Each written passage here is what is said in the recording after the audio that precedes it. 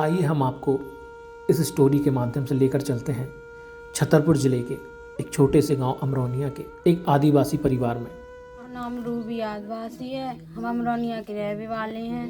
मेरे भैया एक है, 6 बहनें हैं हम लोग, और बाकी 3 बहनों की शादी हो गई। सिर पर छत और परिवार में पिता का ना होना उस परिवार के लिए किसी श्राप से कम नहीं होता।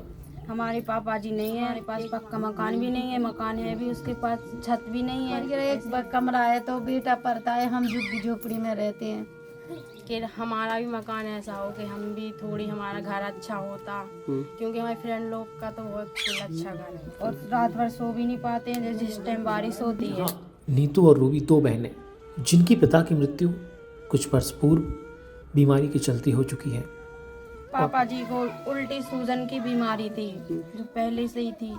हम लोगों ने बहुत पैसा लगाया, भैया ने भी लगाया, हम लोगों ने भी काम किया, पढ़ाई छोड़ के काम करने के लिए भी गए कि पापा ठीक हो जाएंगे इस पैसे से, लेकिन पापा जी नहीं ठीक हो पाए। और ऐसे ना जाने कितने ही परिवार हमारे समाज में हैं जो गरीब, पिछड़े, असहाय हैं, जो अपना जीवन यापन ही बहुत कठिनाई से करते हैं। मजदूरी करते हैं। हमारे पास एक दिन मजदूरी करे, 2 दिन मजदूरी लगी तो कभी तेल नहीं जुड़ता, कभी तेल ले लो तो कभी मिर्चा नहीं जुड़ता, मिर्चा जुड़ता कभी नमक नहीं जुड़ता। काट ले हमारे घर में हमें कोई बताया था 20 किलो गल्ला नहीं है। पति देव में हमने बहुत पैसे लगाए, 2-2.5 किलो चांदी हती मालक पूरी चली गई। नीतू ने 12वीं कक्षा तक पढ़ाई की, पर पिता की मृत्यु के पश्चात आर्थिक स्थिति ठीक ना होने के कारण आगे की पढ़ाई नहीं कर सकी। तो वहीं रूबी भी 9वीं कक्षा तक ही पढ़ सकी और अपनी पढ़ाई को बंद कर दोनों बहनें वृद्ध माँ के साथ परिवार के भरण पोषण के लिए मजदूरी करने लगी। मैंने 9वीं तक पढ़ाई की है। अगली 10वीं में एडमिशन करवाना था, क्योंकि मेरे पापा जी ख़त्म हो गए थे तो हम लोगों के पास पैसा भी नहीं था। इनको भी वो कॉलेज में जाना था, इसलिए पैसे नहीं थे, तो हम लोग ने आगे पढ़ाई नहीं की। और ऐसी परिस्थिति में बेटी के विवाह का बोझ न जाने कितने ही परिवारों को पूरे जीवन कर्ज में दबा देता है। तो गुरुजी का धन्यवाद करते हैं जो हम दोनों बहनों को इतनी मदद दे रहे हैं, क्योंकि हमारी मम्मी इतनी नहीं कर पाती, इसीलिए हम तो गुरुजी का धन्यवाद कर रहे हैं कि हमारी दोनों बहनों का वहाँ पे शादी हो रहा है। बहुत अच्छा लग रहा है हम लोगों को। समय के साथ साथ दोनों बेटियों के विवाह का बोझ माँ के सर पर बढ़ने लगा। परिस्थिति ऐसी नहीं कि माँ अपनी बेटियों के लिए योग्य वर देख उनका विवाह कर सके। 6 बिटियाँ हैं, मैंने 3 की शादी हो गई, 2 की मैंने सुनी। मैंने कही मेरे को तो बहुत अच्छा लगा, मैं जाऊँ। भैया पता निकाल के अपना बागेश्वर में भैया नाव जुड़वा दो, तो मैंने लड़का देख के मैंने भेजा अपने लड़का को कि देखा बेटा अपना नाव वहीं भरा दो।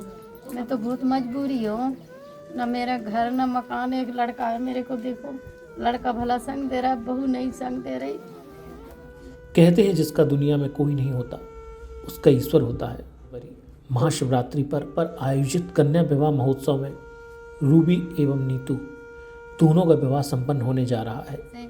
वहाँ का सुने कि बागेश्वर में लड़कियन का नाम भरा, तो उतना से हमका तो इतना अच्छा लग रहा हो कि प्रभु ऐसा मेरा लड़कियन के ऐसा सुना था जैसे सबके अच्छे में भगवान बाब महाराज जी अच्छो कर रहे सबके बारे में, जैसे हमारे बारे में उन्हें अच्छा सोचा है बेटा। ऐसे ही परिवारों की पीड़ा को हमारे पूज्य गुरुदेव ने स्वयं महसूस कर उनके विवाह की जिम्मेदारी को अपने कंधों पर उठा लिया और ऐसे परिवारों के लिए पिता एवं भाई बनकर पिछले 6 वर्षों से अपने संकल्प को पूरा करने के लिए दिन रात सजग हैं।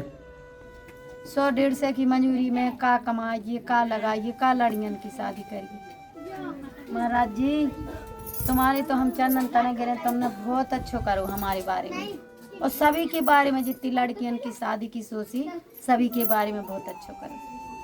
इस वर्ष पूज्य गुरुदेव कन्यादान कर बेटियों का एक नया जीवन प्रदान करने के साथ साथ उनको आत्मनिर्भर बनाने की राह में बेटियों को उपहार सामग्री के साथ आटा चक्की व सिलाई मशीन भी प्रदान कर रहे हैं, जिसमें बेटियां ससुराल में आत्मनिर्भर बन परिवार में अपना योगदान प्रदान करेंगी। मैंने सुना है गुरुजी चक्की मशीन दे रहे हैं, सिलाई मशीन दे रहे हैं, इसीलिए हम अपना खुद का घर पे काम कर सकते हैं, किसी के वहाँ पर भी नहीं जाना पड़ेगा। चक्की चलाएं, मशीन चलाएं, 4 पैसे बचाएं, 4 खर्चा करें, तो उसी में तो धंधा चलता है बेटा। कुछ काम करने के लिए खुद का ही घर पे करेंगे हम लोग, इसलिए गुरुजी गुरु जी का बहुत बहुत धन्यवाद। हम लोगों को इतना कुछ देने के लिए, इतना कुछ करने के लिए उनका बहुत बहुत धन्यवाद।